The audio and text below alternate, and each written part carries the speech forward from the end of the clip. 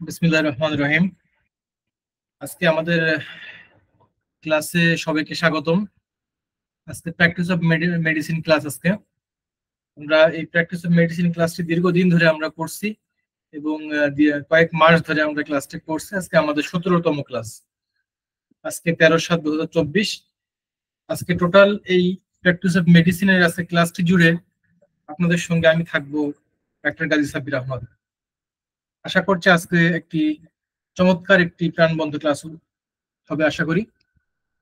তো আসুন আলোচনার মূল অংশে। আমরা এখন আজকের এই আলোচনাতে কয়েকটি টপিকস রয়েছে আমাদের। একটি হচ্ছে স্মল পক্স, এছাড়াও আছে টাইফয়েড,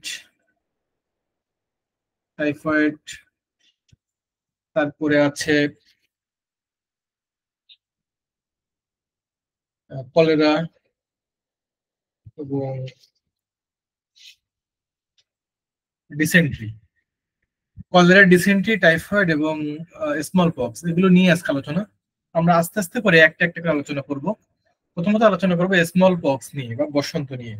এই স্মল পক্স ও বসন্ত এটা নিয়ে প্রথমত আলোচনা করবো এবং আস্তে আস্তে আমরা পর্যায়ক্রমে সামনের দিকে অগ্রসর হবো ইনশাল্লাহ।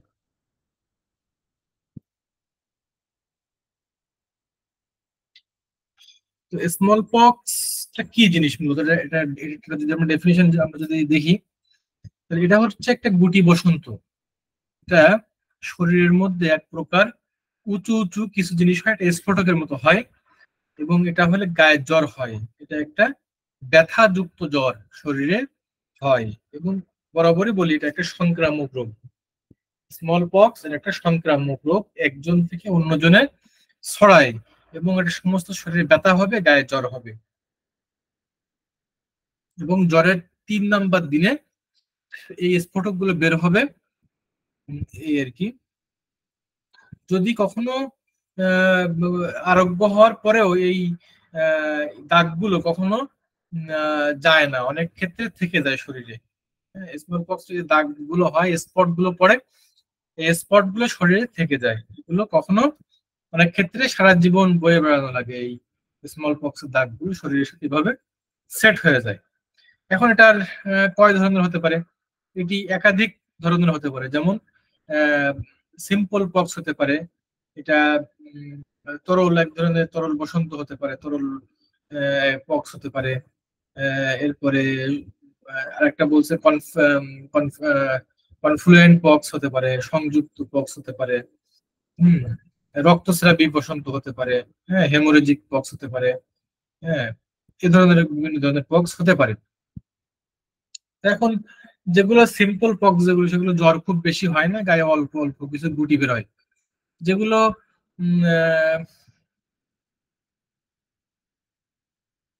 যেগুলো তরল পক্স, সেগুলো আহ, কিছু জ্বর হয়, গুটি থাকে, সবই থাকে, যন্ত্রণা হয়, কষ্ট হয়।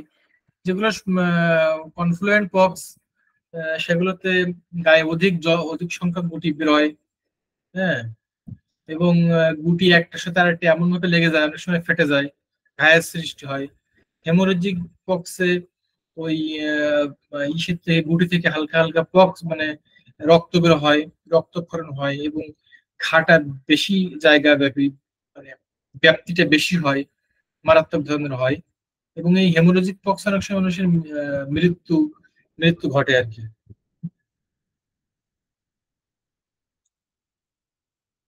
তো এই আর এটা হচ্ছে এটিওলজি হচ্ছে, আমি আগেই বলেছি এটা হচ্ছে মারাত্মক রোগ।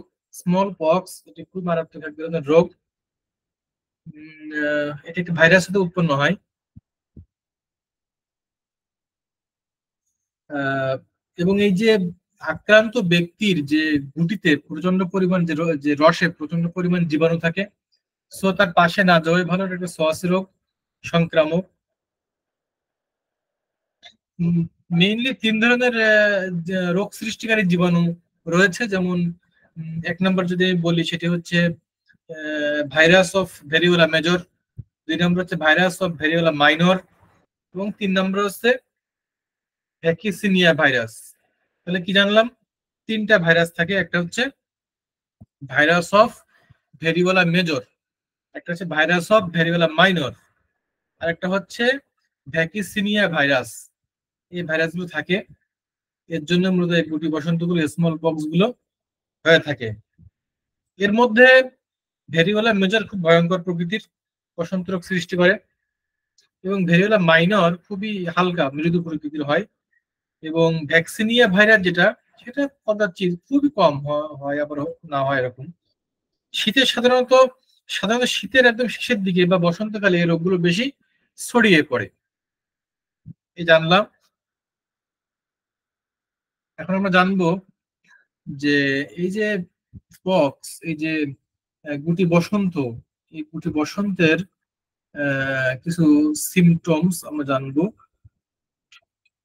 সিমটমস আমরা জানবো।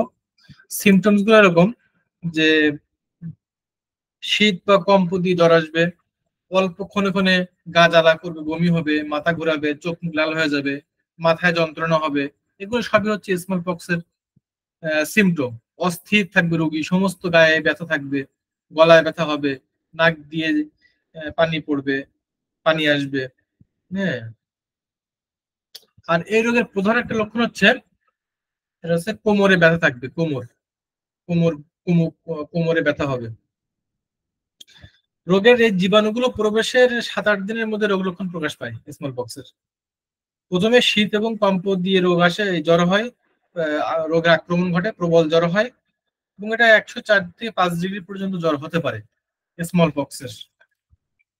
এছাড়া 3-4 দিনের মধ্যে গুটি বের হয়ে যাবে। এই ভাইরাস প্রবেশের 3-4 দিনের মধ্যেই, জ্বর হওয়া 3-4 দিনের মধ্যেই আহ, আহ, গুটি বের হয়ে যাবে গলার গলার গলার ভিতরে, মানে ভিতরে হইলে গলা ব্যথা করবে, খাইতে কষ্ট হবে, শ্বাসযন্ত্র মানে রেসপিরেটরি ফাংশনে কষ্ট হবে, এরকম ভাবে হবে। যদি এই যদি ইউরিনারি সিস্টেমে হয়, সেক্ষেত্রে প্রস্রাব, আম, প্রস্রাবের যে দ্বার আছে, প্রস্রাবের যে মুখ আছে, মানে প্রিভিউজ আছে, সেখান থেকে রক্তস্রাব হবে, প্রিভিউজ থেকে রক্তস্রাব হবে। এরপরে চোখে রোগীর চোখ লাল বর্ণ হবে, আলোর দিকে তাকাতে পারবে না। হ্যাঁ। শরীর থেকে এক প্রকার দুর্গন্ধ বের হবে, এরকম। তো আমরা জানলাম যে স্মল পক্স এর কিছু লক্ষণ সিমটম জানলাম। এখন জানবো যে স্মল পক্স এর কিছু জটিলতা, যেটাকে আমরা কমপ্লিকেশন বলি। কিছু কমপ্লিকেশন জানবো, যেমন তার রোগীর শ্বাসকষ্ট হতে পারে, যদি তার রেসপিরেটরি সিস্টেমে যদি স্মল পক্স বের হয়, তাহলে তার রেসপিরেটরি সিস্টেমে যদি আক্রান্ত হয়, তাহলে শ্বাসকষ্ট হতে পারে। তার ব্লাড, রক্ত দূষণ হতে পারে, রক্তস্রাব হতে পারে, ব্রোঙ্কাইটিস হতে পারে, সেপটিক জ্বর হতে পারে, মুখের মধ্যে এবং পাকস্থলীতে ইনফ্লামেশন হতে পারে, হৃৎপিণ্ড, ফুসফুস, ষড়যন্ত্রে ব্যথা হতে পারে, এরকম অনেক কিছু হতে পারে। এরপর চোখের কনজাংটিভ বা কর্নিয়া আক্রান্ত হয়ে রোগী অনেক সময় অন্ধ হয়ে যেতে পারে। হ্যাঁ। যদি ইউরিনারি সিস্টেম বা যদি আহ প্রস্রাব যন্ত্র, সেখানে যদি ইনফ্লামেশন হয়, তাহলে প্রস্রাবে অ্যালবুমিন যেতে পারে, স্নায়বিক অবসাদ হতে পারে। হুম, আচ্ছা, এরকম ভাবে হতে পারে। এগুলো হচ্ছে কমপ্লিকেশন বললাম। আমরা এখন হোমিওপ্যাথিক ম্যানেজমেন্ট কি হবে এই রোগের, কি কি হোমিওপ্যাথিক ম্যানেজমেন্ট আসতে পারে, এই বিষয়গুলো নিয়ে কথা বলবো। আরেকটা জিনিস বলে নেই যে আহ, এই যে রোগের যে ভাইরাসের নাম বললাম, ভেরিওলা মেজর, ভেরিওলা মাইনর, এই যে বললাম, এগুলো ইলেকট্রো মাইক্রোস্কোপ দিয়ে আমরা এই টেস্ট, এই ভাইরাসগুলো দেখতে হবো, ইলেকট্রো মাইক্রোস্কোপ দিয়ে আমরা দেখতে হবো।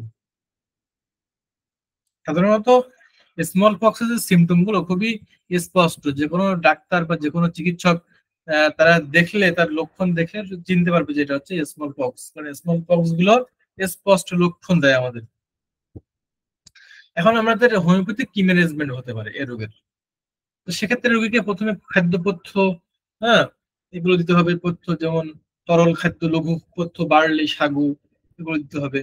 পেট ভালো থাকার জন্য দুধ, কমলা, আঙ্গুর, এগুলো খাদ্য দিতে হবে। মাছ, মাংস, ডিম একেবারে বর্জনীয়। মাছ, মাংস, এবং সবসময় বলি এই রোগগুলোর ক্ষেত্রে হেভি ফুড, ফাস্ট ফুড এবং রিচ ফুড গুলো পরিহার করতে হবে। রুগীকে আলো আলো জায়গায় রাখতে হবে, অন্ধকার ঘরে রাখা যাবে না। হ্যাঁ। যখন পুষ সৃষ্টি হবে তখন পুষগুলো বের করে দিতে হবে এবং সেখানে অলিভ অয়েল দিয়ে ভিজে রাখা উচিত। অলিভ অয়েল লাগাতে হবে, তাহলে দ্রুত আরোগ্য দ্রুত আরোগ্য হবে। আরোগ্যের পরে কিন্তু মানে অনেক কিছু দেখা যায় যে ডাবের পানি দিয়ে ধুয়ে ফেলায়। হ্যাঁ, কিন্তু ডাবের পানি দিয়ে ধুইলেও দাগ, মানে অনেক ক্ষেত্রে দাগ অনেক সময় মেলানো হয়ে যায়, অনেক ক্ষেত্রে যায়, অনেকে যায় অনেকে যায় না।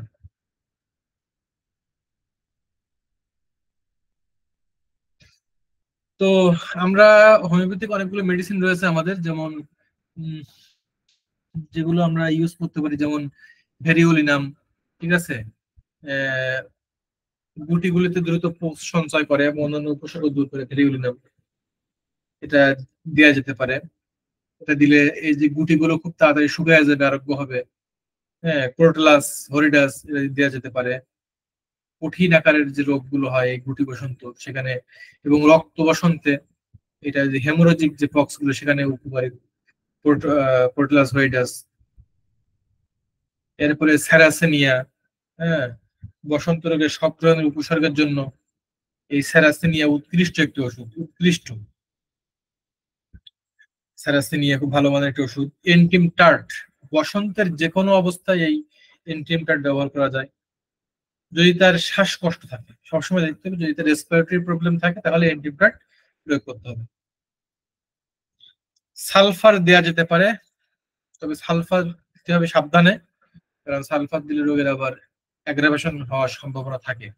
সেক্ষেত্রে সালফার সাবধানে প্রয়োগ করতে হবে। এছাড়াও লক্ষণ অনুযায়ী অনেকগুলো মেডিসিন রয়েছে, arsenicum album, malandrinum, belladonna, apis mellifica, thuja occidentalis, মার্টসল, baptisia, carbo veg, like lachesis, rhus tox, acid carb, কেলিসাল, কেলিমিউর, এগুলো আসতে পারে। এছাড়াও বসন্তের টিকার কুফল দূর করার জন্য হোমিওপ্যাথিক অনেক মেডিসিন আছে, অনেক সময় বসন্তের টিকা দেওয়া হয়। এই টিকা পরবর্তীতে দূর করার, টিকার কুফল দূর করার জন্য thuja, sulphur, variolinum, malandrinum, arsenic album, mezereum, silicea, এই মেডিসিনগুলো প্রয়োগ করা হয়ে থাকে। কারণ হোমিওপ্যাথিতে বসন্তের টিকা কি বা প্রতিষেধক ওষুধগুলো কি, মানে প্রতিষেধক ওষুধগুলো কি, যেমন টিকা দেওয়া হয় যেন বসন্ত না হয়, তাহলে আমাদের প্রতিষেধক রয়েছে হোমিওপ্যাথিতে। হোমিওপ্যাথিতে যে প্রতিষেধকগুলো রয়েছে সেগুলো হচ্ছে ভ্যাক্সিনিনাম, ভেরিওলিনাম, ম্যালেন্ড্রিনাম, স্যারাসিনিয়া, এগুলো প্রতিষেধক রয়েছে। সম্মানিত উপস্থিতি, আজকে আমরা স্মল পক্স নিয়ে আমরা এগুলো জানলাম, যে আসলে পক্স, স্মল পক্স, এটা নিয়ে আমরা আজকে ক্লিয়ার জানলাম। এখন আমাদের টপিকস রয়েছে টাইফয়েড। এখন টাইফয়েড সম্পর্কে একটু জানবো। নেক্সট নেক্সট আমাদের টপিক হচ্ছে টাইফয়েড। এখন টাইফয়েড কি জিনিস, টাইফয়েড রোগটা সম্পর্কে একটু জানবো আমরা। টাইফয়েড হচ্ছে,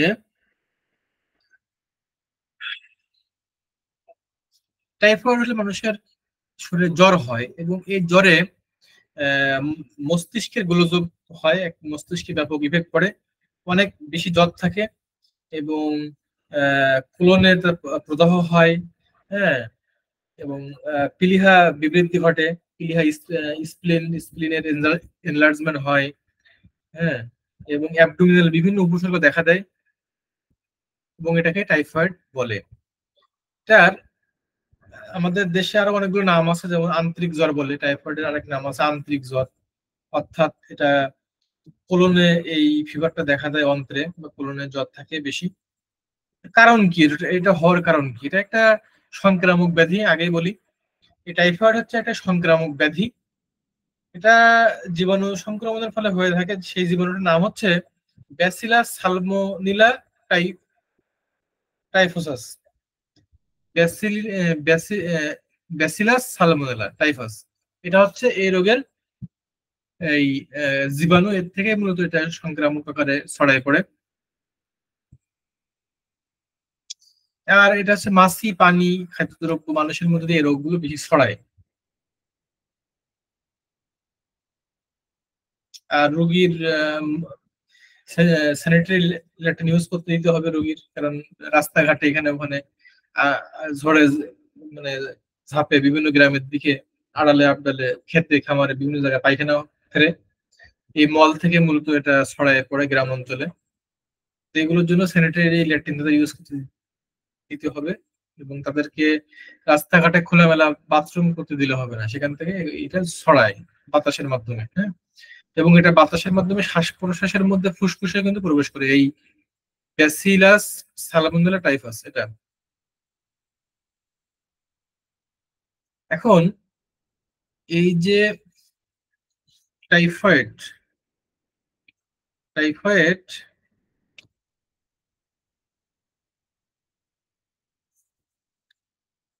টাইফয়েডের স্টে পিরিয়ড কতদিন? টাইফয়েড কতদিন থাকে মানব শরীরে? এটা এটা শক্তিকাল হচ্ছে 7 থেকে 23 দিন, 7 দিন থেকে 23 দিন। তবে সাধারণত 10 থেকে 15 দিনের মধ্যেই ক্লিয়ার হয়ে যায়। তবে এটা সর্বনিম্ন 7 দিন, সর্বোচ্চ 23 দিন এটা থাকে।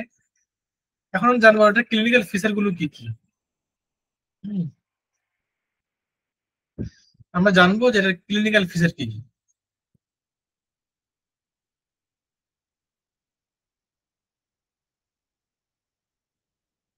ক্লিনিক্যাল ফিচার হচ্ছে, প্রথম দিনে এই জ্বরটা বাড়ে না।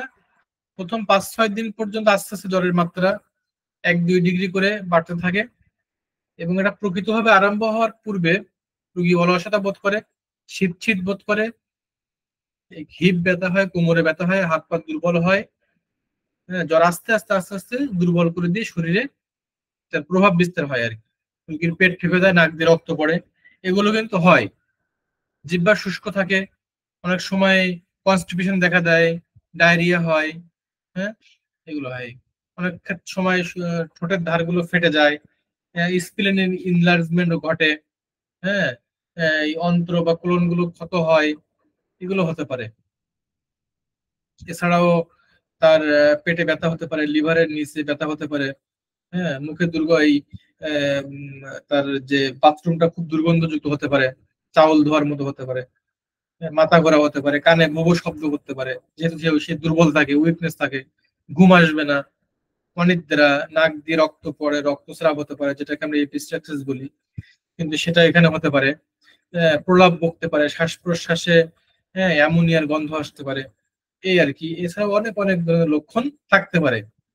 তো এটা হচ্ছে টাইফয়েডের মূলত ক্লিনিক্যাল ফিচার। আমরা এখন এই যে টাইফয়েডের যে সিমটমস, কিছু সিমটমস দেখবো, যেহেতু এটা কয়েক সপ্তাহ ধরে এটা স্টে করে মানব শরীরে। প্রত্যেক সপ্তাহের এটা আমরা কিছু সিমটমস আমরা দেখব, যে আমরা এই টাইফয়েড জ্বরের এইটাকে 4টা ভাগে ভাগ করতে পারি, 4টা সপ্তাহে ভাগ করতে পারি। প্রথম সপ্তাহে আমরা দেখতে পাবো তার দেহ দুর্বল হয়ে গেছে, হাত পা ব্যথা করতেছে, মাথা ব্যথা করতেছে, মাঝে মাঝে বমি হয়, বমি ভাব হয়, এগুলো আমরা দেখবো। হ্যাঁ, হঠাৎ করে গায়ে কাঁপুনি হতে পারে, বুকে পিঠে মাথায় ব্যথা হতে পারে, জ্বর 103 ডিগ্রি পর্যন্ত হতে পারে, শীত শীত ভাব হতে পারে, এগুলো প্রথম সপ্তাহে আমরা দেখতে পাবো। দ্বিতীয় সপ্তাহে এবং প্রথম সপ্তাহে আরো যেটা দেখতে পাবো সেটা হচ্ছে 3-4 পায়খানা হতে পারে দিনে। হ্যাঁ, এরপরে পেট ফেঁপে যেতে পারে, জিহ্বায় কিছু আহ, মানে জিহ্বায় কিছু ময়লা জমতে পারে, এগুলো প্রথম সপ্তাহে দেখবো। দ্বিতীয় সপ্তাহে দেখতে পারি তার দুর্বলতার বেশি হতে পারে, জ্বর বেশি হতে পারে, তার ব্রোঙ্কাইটিস হতে পারে, ব্রোঙ্কো নিউমোনিয়া দেখাইতে পারে, এগুলো তন্দ্রা ভাব হতে পারে, মাথা বেদনা বেশি হতে পারে, ঠোঁট এবং দাঁত ও ঠোঁটের দুধের মতো সাদা ময়লা জমতে পারে, রাত্রে প্রবল রাত্রে বকাঝকা করতে পারে, কানে কম শুনতে পারে, সবই হচ্ছে দুর্বলতাজনিত কারণে হতে পারে। তার জ্বর বেশি হতে পারে। হ্যাঁ, সব রোগের বৃদ্ধি হতে পারে, তৃতীয় সপ্তাহে তার সব রোগের বৃদ্ধি হতে পারে, এবং চতুর্থ সপ্তাহে রোগী আরো বৃদ্ধি হতে পারে। এভাবে করে রোগী মূল রোগে প্রবেশ করে এবং আস্তে আস্তে সেখান থেকে মুক্ত হয়। এভাবে মূলত এই রোগের একটি সিরিজ ভাবে রোগের আক্রমণটা ঘটে এবং আস্তে আস্তে রোগ থেকে মুক্ত হতে পারে। এখন রোগগুলো আমরা অনেক সময় জীব দেখে রোগের নির্ণয় করা যায়। হ্যাঁ, অনেক ক্ষেত্রে আমরা হিমোগ্লোবিনের টেস্ট করলে অনেক সময় দেখা যাচ্ছে হিমোগ্লোবিন কমে গেছে। ঠিক আছে, তারপর ডাব্লিউবিসি সংখ্যা কমে গেছে, লিম্ফোসাইট বৃদ্ধি পেয়েছে, এগুলো আমরা দেখতে পাবো মেডিকেল রিপোর্টে। আচ্ছা, এখন কমপ্লিকেশন গুলো কি কি? কমপ্লিকেশন গুলো হচ্ছে যে জটিলতা গুলো হচ্ছে রক্তস্রাব হতে পারে পায়খানা দিয়ে, সে রক্ত আসতে পারে, তার অন্ত্রে ছিদ্র হতে পারে, যেটা ক্লোন বলি আমরা। পিত্ত কোষে প্রদাহ হতে পারে, গল ব্লাডারে ইনফ্লামেশন হতে পারে, প্রদাহ হতে পারে, জন্ডিস দেখাই দিতে পারে। হ্যাঁ, হার্টের পেশিতে ইনফ্লামেশন হতে পারে, কিডনির গোলযোগ হতে পারে। হ্যাঁ, ফুসফুসে রক্তাধিক্য হতে পারে, এরকম অনেক কমপ্লিকেশন দেখা দিতে পারে। তাহলে এখন আমরা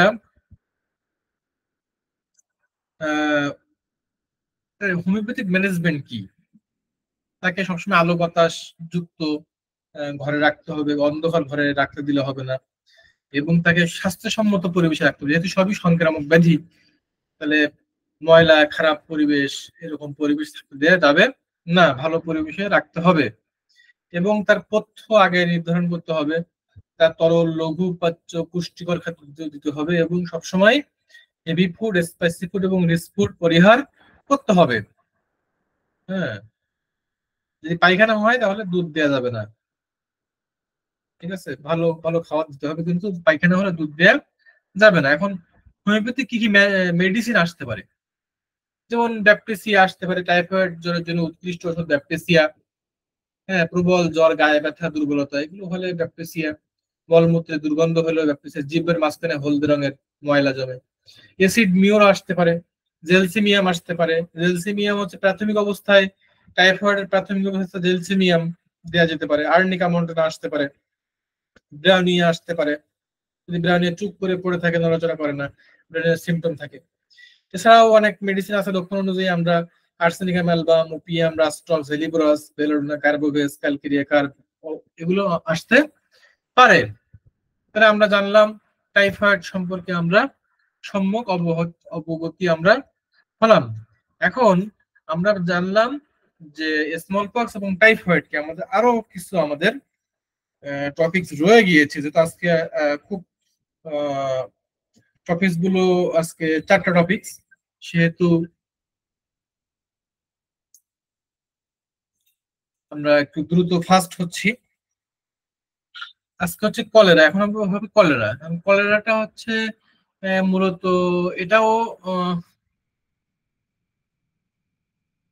এটাও কিন্তু একটা সংক্রামক ব্যাধি। যেমন এটা আমাদের দেশে কলেরা, আমাদের গাঁও গ্রামে কলেরার আরো কিছু নাম আছে, যেমন অতিসার বলে, ভেদ বমি বলে অনেক এলাকায়, উলা ওঠা বলে। এখন অবশ্যই এগুলো শব্দ শোনা যায় না, তবে আগে শোনা যেত। উলা ওঠা বলে, উলা ওঠা, উলা বিবি, অতিসার, ভেদ বমি এগুলোর কথা বলে। এখন কলেরাটা কি জিনিস তাহলে এরকম জানি, যেটা স্টোমাকের পরিপাক যন্ত্রের হঠাৎ তীব্র রকমের বিপর্যয় হলে, বিপর্যয়ের নাম হচ্ছে কলেরা। এক কথায় রেসপিরেটরি এই আপনার হচ্ছে পরিপাক যন্ত্রের হঠাৎ তীব্র রকমের বিপর্যয়ের নাম হচ্ছে কলেরা। এক কথায় সুন্দর। রোগী যখন একসাথে পায়খানা ও বমি করে, বমি হয়, জলের মতো পায়খানা হয়, শরীরের মানে পানির যে ভাগটা দ্রুত কমে যায়, পেশির আক্ষেপ হয়, খিঁচুনি হয়, এবং হার্টের যে ক্ষমতা সেটা কমে কমে আসে, দেহের তাপমাত্রা কমে যায়, এই সমস্ত সমস্ত লক্ষণে দেখা যায়, তাকে কলেরা বলে। এখন এটা কারণ কি, এটিওলজি কি? এটা হচ্ছে আগেই বলেছি, এটা সংক্রামক ব্যাধি। জীবাণু সংক্রমণের ফলে এটা দেখা দেয়। আহ আধুনিক বিজ্ঞানীগণ গবেষণা করে রোগ সৃষ্টিকারী কয়েক রকম জীবাণুর সন্ধান পায়। তার মধ্যে ভিব্রিয় ভিব্রিয় কলেরি নামক জীবাণুকে এই রোগের জন্য দায়ী করা হয়েছে। তো আর এটা হয় হচ্ছে হঠাৎ ঋতু পরিবর্তন হলে এই রোগটা দেখা দেয়, কলেরা। ভিজা এবং স্যাঁতসেঁতে স্থানে বসবাস করলে অনেক সময় হয়, জলীয় বায়ুতে সেবন করলে হয় অনেক সময়, এবং হঠাৎ ঘাম যদি বন্ধ হয়ে যায়, অতিশয় পরিশ্রম কারণে দুর্বলতা, অথবা অতি গরমের কারণে, বেশি বেশি পানি পান করার কারণে কলেরা হতে পারে। অনেক সময় দেখা যায় এগুলো হয় আর কি। অপরিষ্কার জীবাণুযুক্ত পানি পান, খাদ্য পানির সাথে জীবাণু সুস্থ দেহে প্রবেশ করলে এগুলো হতে পারে। সবসময় আমাদের বিশুদ্ধ পানি এবং ক্লিন ওয়াটার আমাদের পান করতে হবে।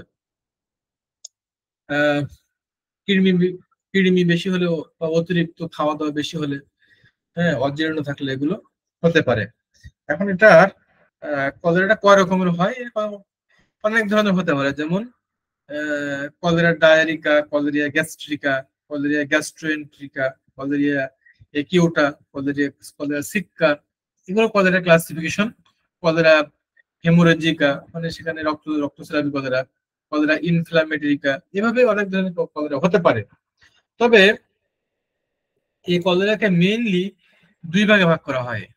একটা হচ্ছে এশিয়াটিক কলেরা, একটা হচ্ছে কলেরিন। এশিয়াটিক কলেরা, এটা হচ্ছে কলেরিন, এবং উপরের যে প্রকার এটাও কলেরার একাধিক প্রকারের মধ্যে পড়ে। এখন কলেরার কিছু ক্লিনিক্যাল ফিচার, তার আগে জানবো যে এটা কতদিন মানব শরীরে থাকে, রেজিস্ট্রেশন পিরিয়ড কতদিন। কলেরা হচ্ছে মানব শরীরে কয়েক ঘন্টা থাকতে পারে, আবার সর্বোচ্চ 5 দিন থাকতে পারে। কয়েক ঘন্টা থেকে সর্বোচ্চ 5 ঘন্টা থাকতে পারে। এটা 3টে স্টেজে থাকে, যা পরে আসি। তো এটার ক্লিনিক্যাল ফিচার হচ্ছে প্রচন্ড ডায়রিয়া হবে, কিন্তু পেটে কোনো ব্যথা থাকবে না। সে যাতে মাথা ব্যথাও গা বমি বমি ভাব হবে, এটা হচ্ছে ক্লিনিক্যাল ফিচার। এবং তার অদম্য পিপাসা থাকবে, প্রবল বমি হবে, বিশেষ করে পানির ন্যায় পাতলা বমি হবে, ঠিক আছে। পেটে জ্বালা পোড়া থাকবে, কিন্তু ব্যথা থাকে না। চোখ বসে যাবে, শীতল ঘাম হতে থাকে এবং শীতল নিঃশ্বাস ত্যাগ করতে থাকে। শরীরে রক্তহীনতা দেখা দেয়, মূত্র কষ্ট, মূত্ররোধ, প্রস্রাব আটকে যাবে, চেহারা নীল বর্ণ ধারণ করবে, হাতের পায়ের আঙ্গুলের চামড়াগুলো কোঁচকে যেতে পারে, দেহের তাপমাত্রা নেমে আসবে এবং রেকটামে তাপ বেশি হবে, চোখ মুখ বসে যেতে পারে, ক্রমে খিল ধরা বা আক্ষেপ দেখা দেয়। এভাবে অনেক সিমটম আমরা দেখতে পাই।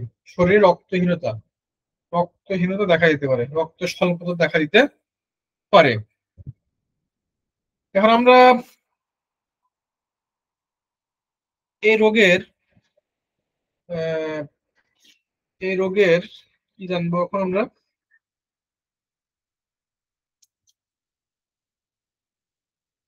এই রোগের কমপ্লিকেশন গুলো কি কি? জটিলতা হচ্ছে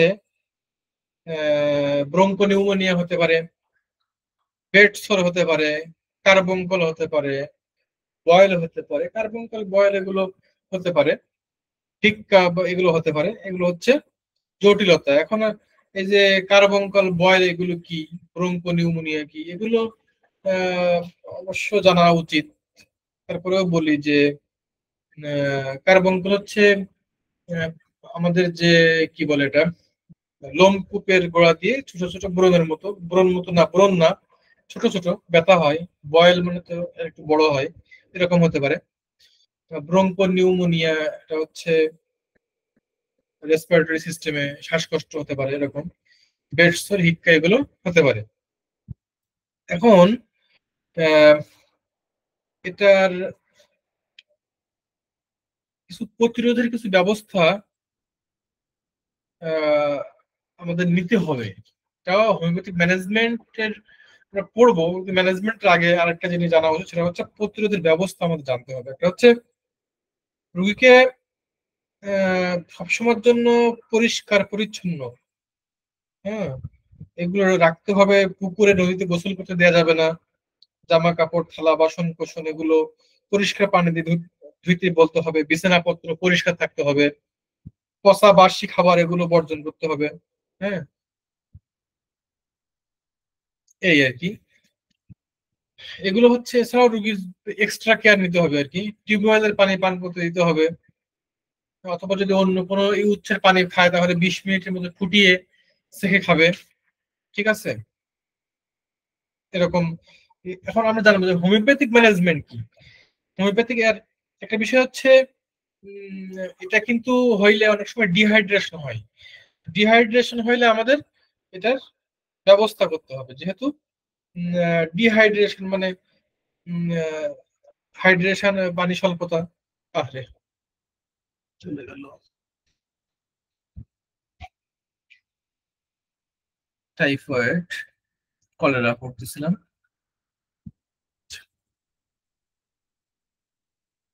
যেহেতু পানির মাত্রা কমে যায়, তাহলে আমাদের পানি সোডিয়াম দেখে তাহলে কি করতে হবে, পানির মাত্রা বাড়ে যেতে হবে এবং বিশুদ্ধ পানি, এটা একটা বিষয়। আরেকটা বিষয় হচ্ছে আমাদের হোমিওপ্যাথিক ম্যানেজমেন্ট কি হবে। হোমিওপ্যাথিক ম্যানেজমেন্ট আগে বলেছি, রুগীকে আলাদা ঘরে রাখতে হবে, নার্স দ্বারা রুগী বা একজন ভালো সেবিকা রাখতে হবে। আমাদের গাঁও গ্রামে মারা হচ্ছে সবচেয়ে বেশি সেবিকার কাজ করে, বাচ্চা বা ছেলেদের কিছু হলে মারা খুব বেশি কষ্ট করে। হম, রোগীর যে বাসন জামা কাপড় বাসনপত্র সব ডেটল দিয়ে ধুয়ে ফেলতে হবে, পরিষ্কার সবসময়ের জন্য পরিষ্কার রাখতে হবে, এবং তাকে ডাবের পানি পান করাতে হবে, পানি গ্লুকোজ এগুলো খাইয়ে দিতে হবে, এবং তাকে কি করতে হবে, তাকে সবসময় খেয়াল রাখতে হবে যেন ডিহাইড্রেশন না হয়, ঠিক আছে। এই আর কাঁচকলা, হ্যাঁ, মাগুর মাছের ঝোল, এগুলো শিং মাছ, এগুলো তার জন্য পথ্য। এছাড়াও যে মেডিসিন গুলো আমরা প্রয়োগ করতে পারি সেটা হচ্ছে ভিলিট্রাম অ্যালবাম, খুব ভালো মানের মেডিসিন। এরপরে আছে ভিলিট্রাম অ্যালবাম দেওয়া হয় চাউল ধোয়ার মতো দুর্গন্ধহীন যে প্রচুর পায়খানা গুলো হয়। কুপ্রাম মেটালিকাম, খিল ধরার উৎকৃষ্ট ওষুধ যখন খিল ধরে যায় শরীরে। রেসিনাস আছে, সিকেলিকর আছে, আর্সেনিকাম অ্যালবাম আছে। এছাড়াও আরো কিছু মেডিসিন আছে, যেমন আমরা দিতে পারি কার্বোভেজ দিতে পারি, পালসেটিলা, প্রোটন টিকলি। এখন লক্ষণ সাদৃশ্য সেটা প্রয়োগ করবে এক কথায়, হ্যাঁ, ফসফরাস আসতে পারে, ক্যাম্ফর আসতে পারে, এগুলো লক্ষণ সাদৃশ্য আমাদের প্রয়োগ করতে হবে এক কথায়। এছাড়া ভিলিট্রাম অ্যালবাম, কুপ্রামেট্রিন খুব ভালো মানের মেডিসিন, সিকেলিকর, আর্সেনিক অ্যালবাম এগুলো ভালো মানের মেডিসিন। তাহলে আমরা জানলাম যে কলেরা সম্পর্কে আমাদের একটা বেসিক আসলো। এখন আমরা জানবো যে ডিসেন্ট্রি কি জিনিস। ডিসেন্ট্রি নিয়ে এখন আলোচনা হবে। ডিসেন্ট্রি,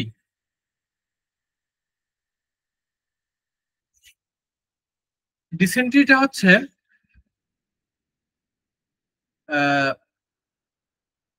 ডায়রিয়া, এক কথায় ডায়রিয়া, বা বাংলায় বলা হয় উদরাময়, যেটা বলা হয়। তো এই উদরাময় তার সঙ্গে পেটে ব্যথা সহ অল্প অল্প মলযুক্ত আম পড়বে, বা আম রক্ত পুজ বারবার নির্গত হবে, এটাকে আমরা ডিসেন্ট্রি বলছি, বা আমাশয় বলছি। ডিসেন্ট্রি বাংলায় বলা হয় আমাশয়, ডিসেন্ট্রি বলা হয় আমাশয়। হ্যাঁ, এটা হচ্ছে ডায়রিয়া হতে পারে, এবং তার সাথে অল্প অল্প আমযুক্ত মল আসতে পারে, বা আম রক্তযুক্ত পুজ বারবার বের হতে পারে। তাহলে আমরা একটু জানলাম ডিসেন্ট্রি মানে আমাশয়, এবং এটা এই রক্ত আসতে পারে, রক্ত আমাশয় আসতে পারে, রক্তযুক্ত পুজ বের হতে পারে। তো এই যে হোয়াইট মিউকাস আসতে পারে, ব্লাডি মিউকাস আসতে পারে, এটা হচ্ছে কি আমরা আমাশয় বলি বা ডিসেন্ট্রি বলি। তো এখন এই ডিসেন্ট্রিতে পেটে ব্যথা থাকবে মাস্ট। মল যতটুকু আসুক না কেন, আসতে পারে, নাও আসতে পারে, বা অল্প আসতে পারে, যেটা আসুক না কেন, যদি সেখানে পেটে বেদনা থাকে তাহলে, এবং বেদনা থাকবে মাস্ট, আগেই বলেছি এটা হচ্ছে একটা সংক্রামক ব্যাধি, এখানে পেটে বেদনা থাকবে মাস্ট। এখন এটা কয় ধরনের হতে পারে, এটা মিনিমাম 5 রকমের হতে পারে। একটা হচ্ছে অ্যামোবিক ডিসেন্ট্রি, ব্যাসিলারি ডিসেন্ট্রি, হ্যাঁ, জিয়ারডিয়াল ডিসেন্ট্রি, এবং roundworm dysentery, non specific ulcerative colitis, non specific ulcerative colitis. তাহলে আমরা জানলাম এটা 5 রকমের হতে পারে: amoebic dysentery, bacillary dysentery, giardial dysentery, এবং roundworm dysentery, non specific ulcerative colitis. ঠিক আছে। তবে প্রধানত 2 ধরনের আমাশয় সচরাচর আমরা দেখতে পাই, মেইনলি 2 ধরনের আমাশয় আমরা দেখতে পাই, একটা হচ্ছে অ্যামিবিক ডিসেন্ট্রি, একটা হচ্ছে ব্যাসিলারি ডিসেন্ট্রি। এদের প্রত্যেকে আবার 2 রকমের হয়, একটা হচ্ছে ক্রনিক, এটা হচ্ছে acute amoebic dysentery, chronic amoebic dysentery. আর একটা হচ্ছে acute bacillary dysentery, acute bacillary dysentery, এবং ক্রনিক ব্যাসিলারি ডিসেন্ট্রি। এগুলো হচ্ছে মূলত এই আমাশয় বা ডিসেন্ট্রির কিছু ক্লাসিফিকেশন নিয়ে আমরা কথা বললাম, জানলাম। এই আলোচনাগুলো বারবার আমরা শুনবো, আমাদের ফ্রি টাইমে, অফ টাইমে শুনবো আমরা, তাহলে আমরা আমাদের বুঝতে সুবিধা হবে। যারা আমরা ক্লাসে আসি আমরা এটা বারবার শুনবো আমরা। এই আমাশয়ের কারণ কি, কারণগুলো কি কি? কারণ হচ্ছে অ্যান্টামিবা হিস্টোলাইটিকা নামক যে জীবাণু, অ্যান্টামিবা হিস্টোলাইটিকা নামক যে জীবাণু, এই জীবাণু সংক্রমণের কারণে অ্যামিবিক ডিসেন্ট্রি সৃষ্টি হয়। ঠিক আছে। শিগেলা ব্যাসিলাস নামক জীবাণু সংক্রমণের কারণে ব্যাসিলারি ডিসেন্ট্রি সৃষ্টি হয়। শিগেলা ব্যাসিলাস নামক জীবাণু সংক্রমণের কারণে ব্যাসিলারি ডিসেন্ট্রি সৃষ্টি হয়। আর রাউন্ড ওয়ার্ম দ্বারা রাউন্ড ওয়ার্ম ডিসেন্ট্রি হয়ে থাকে। আর হচ্ছে জিয়ারডিয়াল নামক যে প্যারাসাইটস, তার সংক্রমণ সংক্রমণ হলে জিয়ারডিয়াল ডিসেন্ট্রি হয়ে থাকে। এছাড়াও লার্জ ইন্টেস্টাইনে যদি ইনফ্লামেশন হয়ে পড়ে, ঘা হইলে সেখানে কি হয়, নন স্পেসিফিক আলসারেটিভ কোলাইটিস হয়ে থাকে। আবহাওয়ার পরিবর্তন হলে, ঋতুর পরিবর্তন হলে, ঠান্ডা লাগলে, অধিক পরিমাণে কাঁচা ফলমূল খাইলে, পচা মাংস আহার এগুলো যদি হয়, পচা দূষিত পানাহার যাই হোক না কেন, দুর্গন্ধযুক্ত স্থানে বসবাস এগুলো করলে এই রোগ হতে পারে।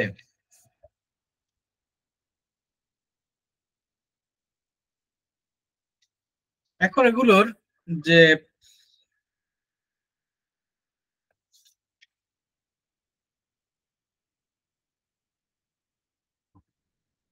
এই রোগ সাধারণত কতদিন শরীর রেস্টে করে একটু জানি। এটি হইলে 1 থেকে 2 দিন সর্বনিম্ন এবং সর্বোচ্চ 10 থেকে 12 দিনের মধ্যে রোগের আরোগ্য হয়। সর্বনিম্ন 1 থেকে 2 দিন থাকে, সর্বোচ্চ 10 থেকে 12 দিন এই রোগটি শরীরে অবস্থান করে। এখন এটার কিছু ক্লিনিক্যাল ফিচার আমরা জানবো, যে এটার লক্ষণগুলো কি কি আমরা জানবো একটু। এটি যদি সামান্য করে হয় তারপরেও এটা আমাদের যে অ্যাবডোমিনে বা তলপেট যেটা বলি আমরা বাংলায়, সামান্য কামড়ানি থাকবে, ব্যথা হবে, কামড়ানি থাকবে, ব্যথা হবে, এবং সাদা সাদা এক ধরনের মিউকাস সিক্রেশন হবে, সেটা রেকটাম দিয়ে আসবে স্টুলের সাথে।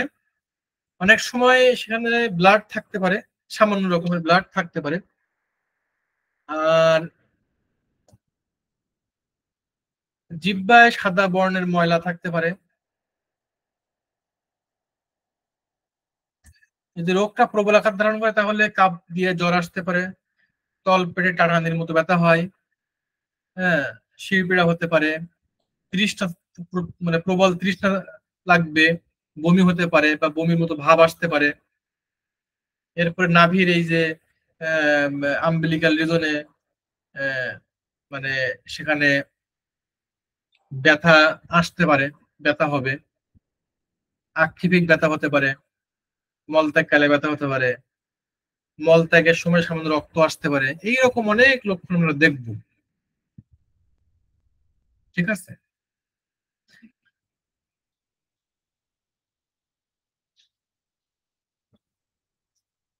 অনেক সময় যদি ক্রনিক হয়ে যায় সেক্ষেত্রে ইডিমা হতে পারে। আর আমাশয়ের কারণে অনেক সময় দেখা যায় রোগীর ক্ষুধামন্দা, ক্ষুধা লাগে না, লাল বর্ণ জিহ্বা, রোগী খুব ইমাসিয়েটেড হয়ে পড়ে, উইকনেস হয়ে পড়ে, ভেরি উইকনেস, হ্যাঁ, তারপর স্কিন ড্রাইনেস হতে পারে, এইসব লক্ষণ দেখা দিতে পারে। এবং অনেক ক্ষেত্রে রোগী এই ডিসেন্ট্রির কারণে অনেক ক্ষেত্রে রোগী মৃত্যু পথযাত্রীও হতে পারে, এতটাই ক্রনিক পর্যায়ে চলে যায় রোগী।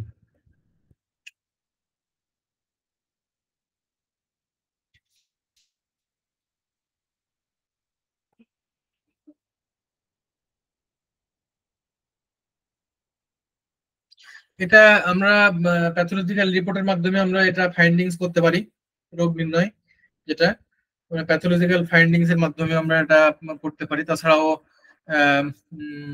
দেখা যায় যে অনেক লক্ষণ আছে, ব্যাসিলারি ডিসেন্ট্রি কিছু লক্ষণ আছে, যেমন ব্যাসিলারি ডিসেন্ট্রি রোগী দুর্বল হয়ে পড়ে, ডিহাইড্রেশনের লক্ষণ দেখা দেয়, হ্যাঁ, অনেক সময় গায়ে জ্বর আসতে পারে, মাঝে মাঝে পেট ব্যথা হতে পারে, রক্ত আসতে পারে, কুন্থন থাকবে, কখনো থাকে না, এরকম হতে পারে। এখন এটার আহ,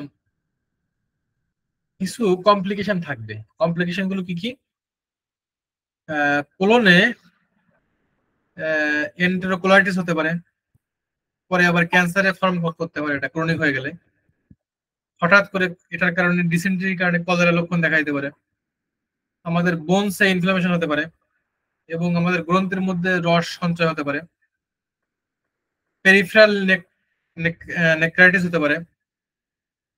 এরপরে চোখের রোগ হতে পারে, যেমন কনজাংটিভাইটিস হতে পারে, আই রাইটিস, এই সমস্ত হতে পারে।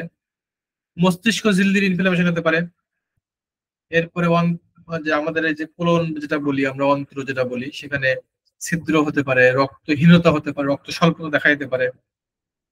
হ্যাঁ, রেকটা অনেক সময় বড় হয়ে যায়, খিঁচুনি হতে পারে। হ্যাঁ, যক্ষ্মা হতে পারে, এগুলো হতে পারে আর কি। কমপ্লিকেশন বললাম, এগুলো হবে শিওর না, কিন্তু হতে পারে, এগুলো হওয়ার সম্ভাবনা রয়েছে। এই অ্যামিবিক ডিসেন্ট্রি এবং ব্যাসিলারি ডিসেন্ট্রির মধ্যে কিন্তু পার্থক্য আমরা লক্ষ্য করি। যেমন অ্যামিবিক ডিসেন্ট্রি সকল বয়সে হতে পারে, কিন্তু ব্যাসিলারি ডিসেন্ট্রি কিন্তু সকল আহ, বয়সে হলেও শিশুদের কিন্তু বেশি হয় ব্যাসিলারিটা। শিশুরা যেহেতু একটু খালি পায়ে হাঁটে এলাকায়, গ্রামের দিকে। হুম, অ্যামিবিক ডিসেন্ট্রি রক্ত বেশি দেখা যায় না, কিন্তু ব্যাসিলারি ডিসেন্ট্রিতে সচরাচর রক্ত দেখা যায়। অ্যামিবিক ডিসেন্ট্রি ধীরে ধীরে এবং হঠাৎ করে আক্রমণ দেখা যায়, কিন্তু ব্যাসিলারি ডিসেন্ট্রি কিন্তু হঠাৎ করে বেশি দেখা যায়। এটা প্রকৃতি হচ্ছে, অ্যামিবিক ডিসেন্ট্রির প্রকৃতিটা হচ্ছে ক্রনিক হয়ে যায় মাঝে মাঝে, সম্ভাবনা বেশি থাকে। কিন্তু ব্যাসিলারি ডিসেন্ট্রি ক্রনিক হওয়ার সম্ভাবনা কম থাকে। অ্যামিবিক ডিসেন্ট্রিতে সামান্য হয় জ্বর, মাঝে মাঝে জ্বর দেখা দেয়, কিন্তু ব্যাসিলারি ডিসেন্ট্রিতে সবসময় বেশি জ্বর থাকে।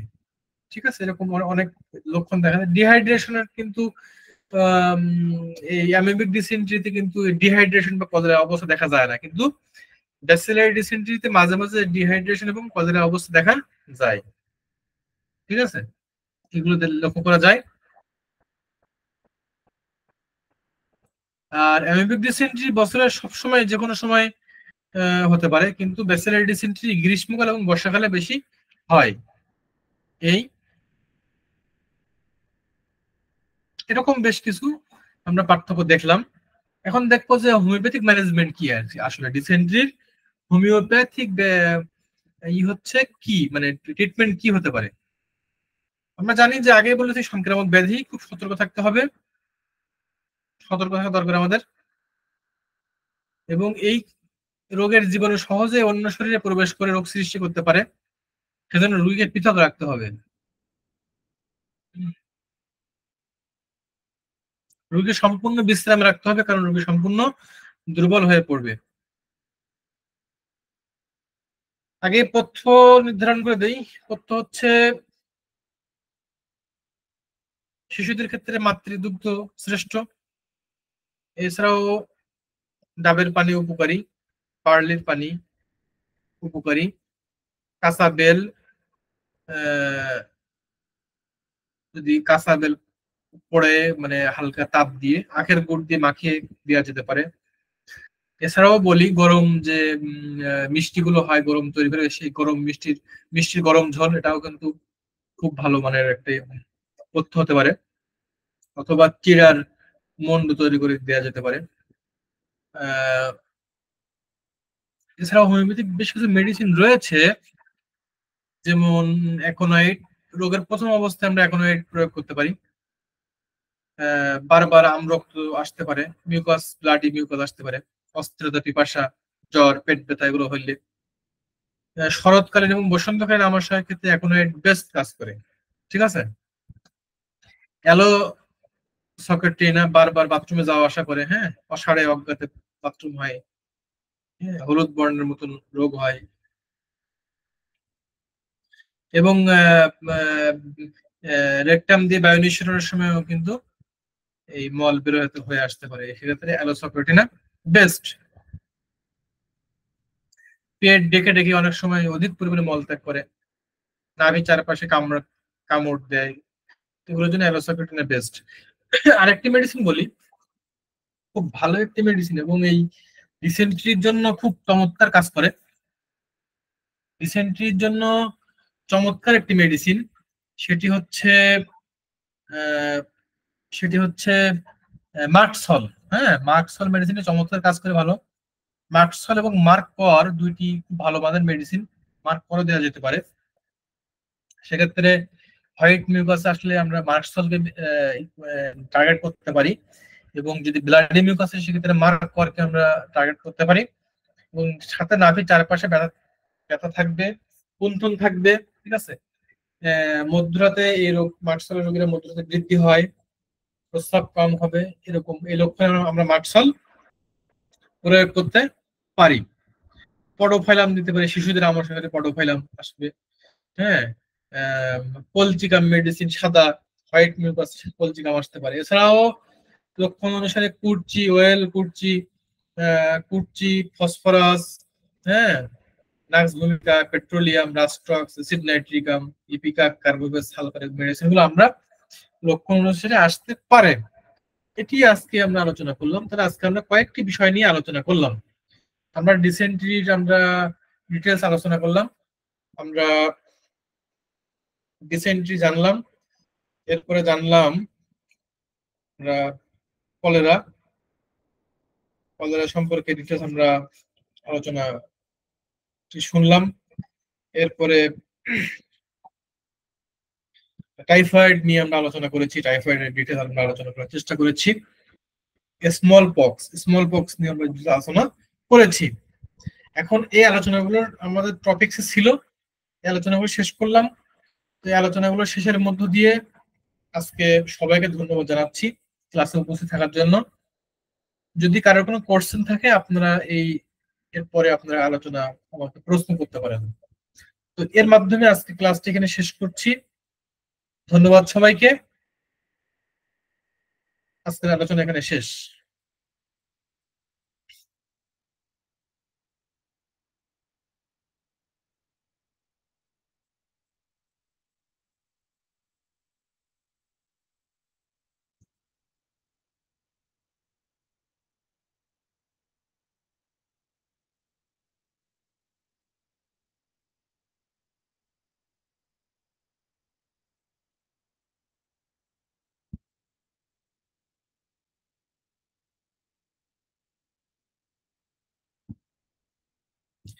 স্যার আছেন নাকি লাইনে?